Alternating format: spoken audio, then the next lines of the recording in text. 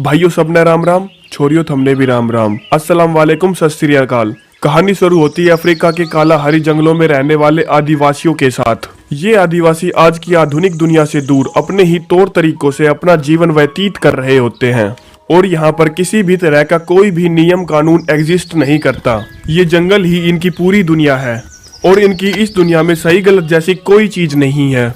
इन लोगों के पास शिकार करना और अपनी फैमिली के लिए खाना इकट्ठा करना, इसके अलावा इन लोगों के पास कोई और काम नहीं है। यहाँ पर सभी लोग अपनी फैमिली के साथ मिलजुल कर रहते हैं।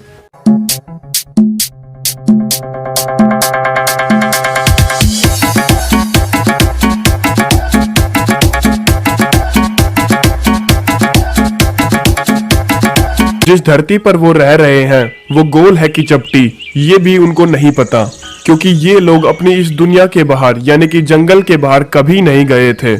हमारी मूवी का नायक टपकलो अपनी फैमिली के साथ नॉर्मल लाइफ जी रहा होता है। अब एक दिन टपकलो जंगल में शिकार करने के लिए जा रहा था, तभी उसको आसमान में एक बड़ी सी चिड़िया दिखाई देती है जो कि एक अजीब सी आवाज निकालते हुए उड़ रही थी।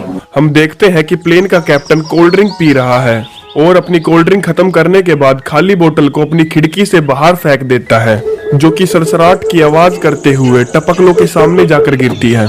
टपकलो जब उस चीज के पास जाता है तो पाता है कि उसने इतनी चमकदार चीज इससे पहले कभी नहीं देखी थी, जो कि देखने में तो पानी जैसी थी लेकिन बहुत सख्त थी। टपकलो को लगता है कि ईश्वर ने ये तोहफा धरती पर इसके लिए भेजा है और टपकलो सोच में पड़ जाता है कि ईश्वर ने इतनी अजीब दिखने वाली चीज धरती पर इसके पास क्यों भेजी।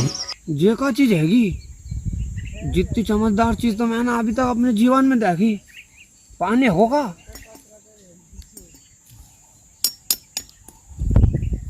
जो का है गोरे, ये तो ठोस हो रहा है, तो चमकदार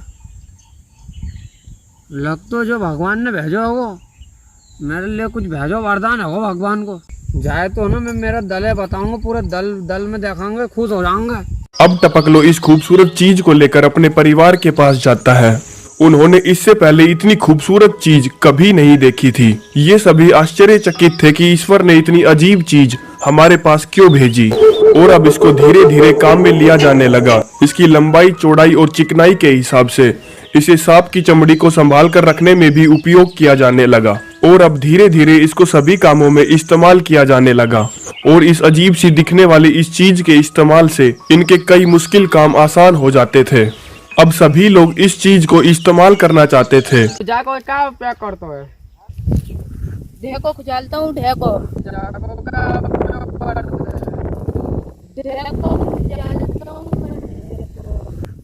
खुजालता हूँ, ढेको। अब सभी लोग इस चीज को इस्तेमाल करना चाहते थे। धीरे धीरे सभी लोगों को इस चीज की जरूरत पड़ने लगी। ये चीज इन आदिवासियों के जीवन में इतनी ज्यादा इम्पोर्टेंट हो जाती है कि वो कोई भी काम इस चीज के बिना नहीं कर सकते। अब सभी लोगों में उस चीज को पाने के लिए झगड़े शुरू हो जाते हैं और शांति से रहने वाले इन आदिवासियों में जलन जैसे, ईर्ष्या जैसे सिम्टम्स उत्पन्न होने लग जाते हैं। टपकलो ये सब देख रहा होता है और वो ईश्वर पर गुस्सा होता है और सोचता है कि शायद ये चीज श्रापित है। ईश्वर ने शायद ये चीज गलती से हमारे पास भेज दी है, इसीलिए लोगों पर इस चीज का बुरा असर हो रहा है और वो गुस्से से ईश्वर को वो चीज वापस लेने के लिए बोलता है।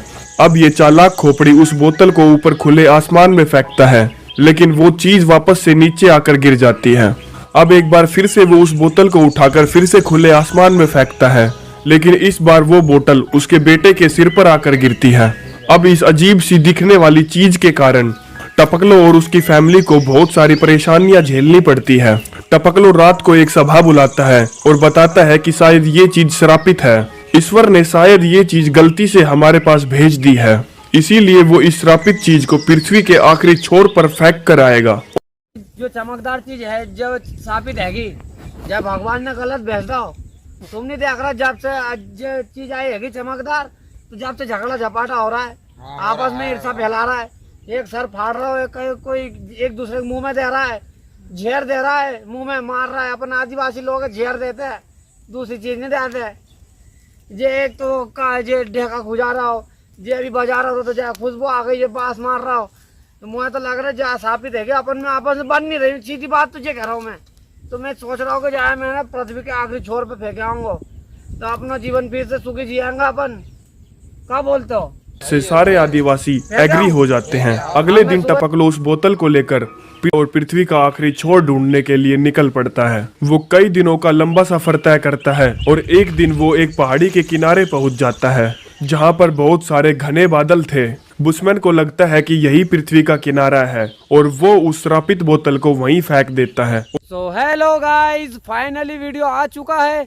तो कैसा लगा वीडियो? कुछ नया ट्राई करा, कुछ हम जंगली आदिवासी बने थे, सब भाई लोग भी मेरे साथ में। तो वीडियो कैसा लगा कमेंट करके जरूर बताना और चैनल को सब्सक्राइब जरूर करना है। जो पास में दिया हुआ लाल वाला बटन है चिपट दो, इसको अपनी स्टाइल में बोले तो चिपट दो, अभी हाल चिप दो, क्योंकि अब बैक टू बैक नए वीडियो आने वाले। इसके बाद आएगा लॉकडाउन, फिर से आएगा कि नहीं पब्लिक? आएगा। हाँ, तो खटखट में चैनल को सब्सक्राइब कर लो और वीडियो को लाइक शेयर सब्सक्राइब सब करते जाओ। और वीडियो कैसा लगा कमेंट बताना और कौन सा कैरेक्टर में मजा आया। ये अपना टपकलू का छोरा बना था जिसका सर फट गया, इसका भी सर फट गया, ये तो फटे।